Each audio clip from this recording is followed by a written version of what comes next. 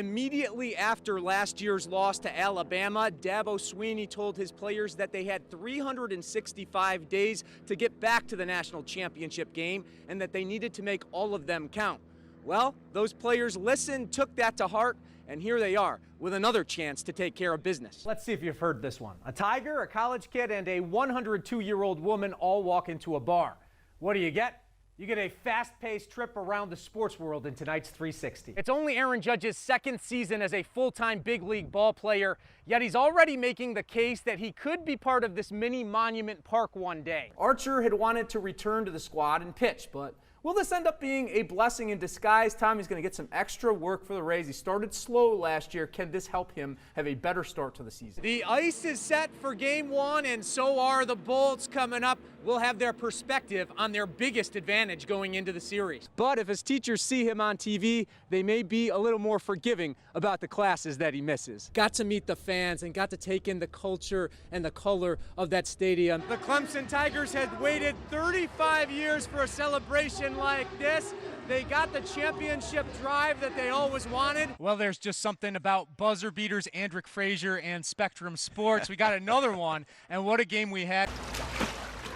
In the 2008 Olympics, Eva and Danny both finished in the top 45 in their events. Kelly, it's still more than half an hour before game time, but check it out. Fans already packed on the lawn, ready for the action. But the big question is, will LeBron James show up this year? His former high school team, St. Vincent St. Mary from Ohio, is in the tournament. You're the newest member of Brad Keselowski Racing. How much fun is it to be here with your new team and have a chance to compete at a high level? Great reception of fans here to greet you coming back. What's this moment been like, winning the award and getting all the accolades that you've gotten since? Hey, Donner, stop eating my Snickers. Oh, ho, ho. Hi, everyone. Merry Christmas. On game night, the sounds of football are everywhere. Let's go! They define the sport, sometimes even dictate the game. Jose Rodriguez hears none of it. Yet being completely deaf hasn't taken anything away from his experience as a player. That's no big deal. It doesn't matter. I don't care if I can hear it or not. I can see. I can watch out of the corner of my eye and keep an eye on everything that's going on. Rodriguez is a sophomore on the Gulf Coast JV team, a starting cornerback in just his second year of football. Really, I think I'm pretty fast. The Sharks use Rodriguez exclusively on defense and special teams, where he doesn't need to hear a snap count. Interpreter Diane Zafke is on the sideline, signing Jose instructions from the coaches. But when it comes to tackling players twice his size, Rodriguez is on his own. He's not afraid of anybody. He doesn't have any fear, and I think that's his best asset. He plays so hard when he's in there and gives so much effort. He makes you appreciate him, and he reminds you of why you become a coach. But Jose does more than just motivate his teammates with his energy. When they're not doing the right thing, he also holds them accountable. If the guys aren't working hard and playing hard, he'll call them out. He'll relay that to me, you know. He'll get my attention, he'll point at them. Rodriguez has helped Gulf Coast players and coaches learn sign language too. But no one has enjoyed Jose's time as a Shark football player more than Rodriguez himself. He loves football, loves the camaraderie with teammates, and loves life more than ever. I think it absolutely drives him to do most everything all day long. I think it keeps his grades up. I think it keeps him coming to school.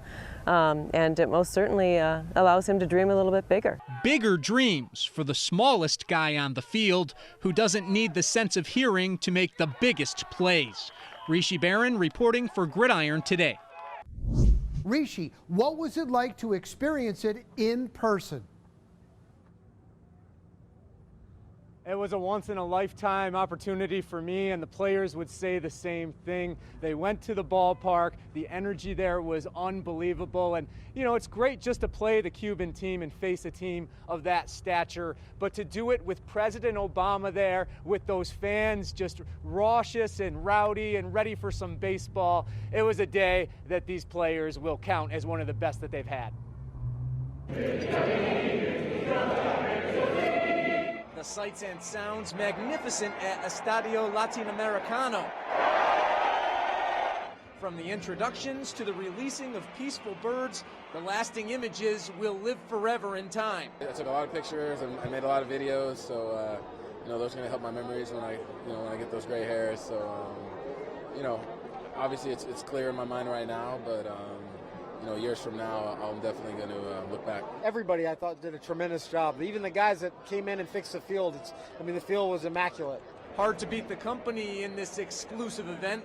President Obama with his wife Michelle getting flowers from the Rays. I just wanted to express my gratitude for what she does with the youth and the community, and I made sure to tell her that anytime she wanted some help, I would be on board. Joe Torre and Derek Jeter among those joining MLB Commissioner Rob Manfred, who called the trip a huge success. I had an opportunity to go in and speak to the Rays players.